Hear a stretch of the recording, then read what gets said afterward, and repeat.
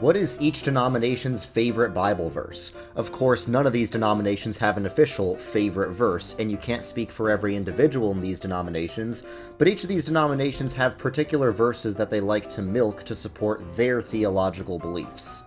First off, Catholics like to quote Matthew 16:18, where Jesus tells Peter that, "You are Peter," which means rock, "and on this rock I will build my church, and the gates of hell will not overcome it." Catholics like to use this verse to support their doctrine of the papacy, where the Pope is the head of the church and is the vicar of Christ, and there's been an unbroken chain of popes going all the way back to St. Peter. Catholics believe that in this verse, where Jesus gives Peter the keys to the kingdom, Jesus is making Peter the first pope. Catholics would interpret the rock in this verse that the church is built on as Peter himself and his successors, so that you can't have the church without the Pope, who is the successor of Peter. Other denominations might interpret the rock in this verse to mean Christ or Peter's confession of Christ, not literally Peter himself. But regardless, this verse is probably most brought up by Catholics when arguing for their doctrine of the papacy and the indefectibility of the church, which means that the church will never die out. One of the doctrines that makes Eastern Orthodoxy unique is their idea of theosis, which means participation in God. Other denominations have some idea of theosis, but it's not the same as the Eastern Orthodox idea. For this doctrine, they would appeal to 2 Peter 1:4, which says, "Through these he has given us his very great and precious promises, so that through them you may participate in the divine nature, having escaped the corruption in this world caused by evil desires."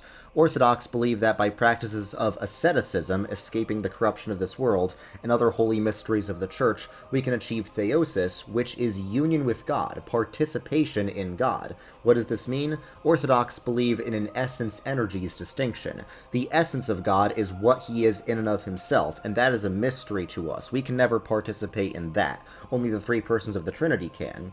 But the things we say about God, like God's love, power, and holiness, are energies that flow from God, and we can participate in the divine energies by following the way of Jesus. So they would interpret participating in the divine nature as participating in God's uncreated energies.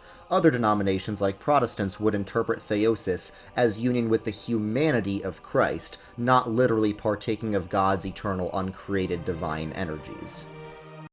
If you've ever gotten into an argument with a Lutheran before, you'll know that they care deeply about their doctrine of Holy Communion, or the Lord's Supper.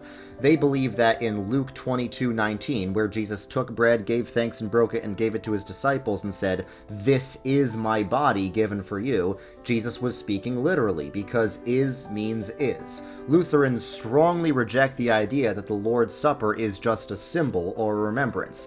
They believe that the Lord's Supper is the real body and blood of Christ. They might not believe in transubstantiation, where the bread and wine change substance into the body and blood of Christ, because they're fine with saying that the bread and wine remain bread and wine, but they are also the true body and blood of Christ. Other people call this doctrine consubstantiation, but Lutherans never use that label to describe their own doctrine.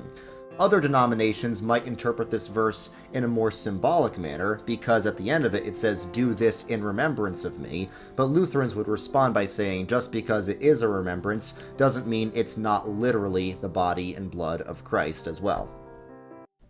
If there's one thing Pentecostals are famous for, it's speaking in tongues, which they interpret not just as other languages, but as actually some angelic language that is not intelligible to the average person. They would appeal to 1 Corinthians 14:5, where Paul says, "I would like every one of you to speak in tongues, but I would rather have you prophesy. The one who prophesies is greater than the one who speaks in tongues unless someone interprets, so that the church may be edified." So Pentecostals believe that as long as there's some interpreter, every church should strive to speak in tongues, because this is one of the apostolic sign gifts that the apostles used at Pentecost, hence the name Pentecostal, to spread the gospel. Other denominations might respond by saying that these apostolic sign gifts, especially the supernatural ones like speaking in tongues, were only necessary at the very beginning of the church to spread the gospel when the church was first getting started, but now we can spread the gospel through more ordinary means of grace. Other denominations might also say that speaking in tongues only refers to speaking other languages, and not to some angelic tongue distinct from any human language. If there's one thing Presbyterians and the broader Calvinist tradition are famous, or maybe infamous for, it's the doctrine of predestination. This is the idea that before any of us were born, God decided who is going to be saved and who is not going to be saved, and this decision doesn't depend on anything we do in this life or any choices we make. Calvinists will appeal to Romans 9, particularly Romans 9:14, where God says to Moses, "I will have mercy on whom I have mercy, and I will have compassion on whom I have compassion," in the context of God hardening Pharaoh's heart. And Paul brings up this case when talking about the doctrine of election and predestination. Other denominations might say that Paul is not talking about individual predestination or individual salvation. Paul is talking about the election of nations for specific purposes.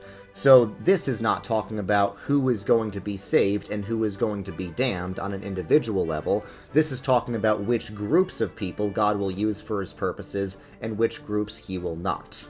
The thing that makes Baptists unique is, as the name implies, their doctrine of baptism. There are two things they believe that set them apart from most other Christian traditions. Number one, that baptism must be by full immersion in water rather than just sprinkling on the head. And number two, that babies must never be baptized, but only those who can actually make a profession of faith. There are many verses they would appeal to for this. One of them is Matthew 3:13, where Jesus came from Galilee to the Jordan to be baptized by John. Obviously, Jesus is the model for all Christians. Baptists would say that since Jesus was baptized as an adult, and because he was baptized by full immersion in the Jordan River, that should be how all of us are baptized. Other denominations might respond by saying, just because Jesus was baptized in the Jordan River doesn't necessarily mean he was baptized by full immersion, and also that just because Jesus was baptized as an adult doesn't mean everyone else needs to be baptized as an adult. But still, Baptists often use this verse as a model for baptism. Now, what do Anglicans believe? Well, that's a good question, because they don't even know, but that's kind of the point.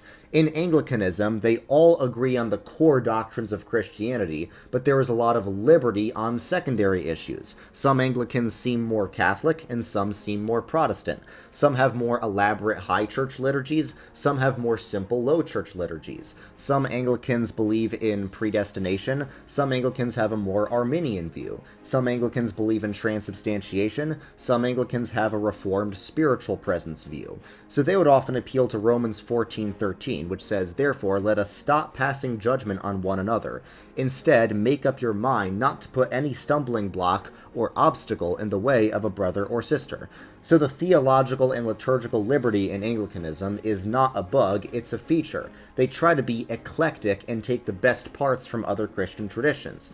Other denominations might respond that this verse is not talking about general theological liberty, it's talking about the liberty of whether to follow certain Jewish customs in churches where there's a mix of Jews and Gentiles, like was the case in the church in Rome. Finally, something that Methodists have always been famous for is their emphasis on social justice and community service. These days, Methodists are stereotyped as the liberal Christians, but that's not universally true, and it definitely wasn't true of Methodism's founder, John Wesley himself. But both liberal and conservative Methodists care a lot about social justice and improving society. The Methodist movement was indispensable for abolishing slavery and giving women rights in society.